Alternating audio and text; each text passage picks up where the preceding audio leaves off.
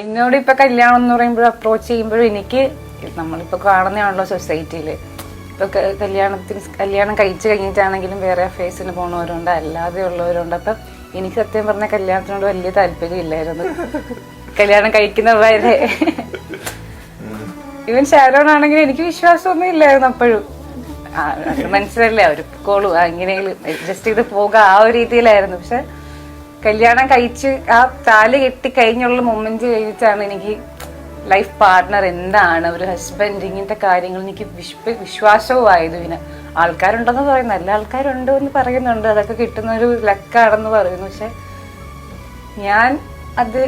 എനിക്കത് കിട്ടും ഇല്ലെങ്കിൽ ഞാനത് എനിക്ക് അങ്ങനത്തെ ഒരു പാർട്ട്ണറെ കിട്ടുമെന്ന് ഞാൻ എൻ്റെ സ്വപ്നത്തിൽ പോലും വിചാരിച്ചില്ല. കാരണം എന്തോ കിട്ടി.